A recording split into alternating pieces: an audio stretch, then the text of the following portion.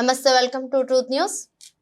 విశాఖ పెందుర్తి వేపగుంటకు చేరుకున్న మేమంతా సిద్ధం బస్సు యాత్ర ముఖ్యమంత్రి జగన్మోహన్ రెడ్డికి స్వాగతం పలికిన కార్యకర్తలు, నాయకులు, అభిమానులు.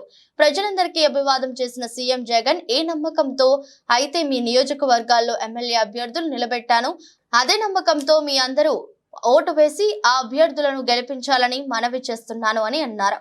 ముఖ్యమంత్రి జగన్మోహన్ రెడ్డి వేపగుంట మీదుగా గోపాలపట్నం బస్సు యాత్ర ప్రారంభమైంది.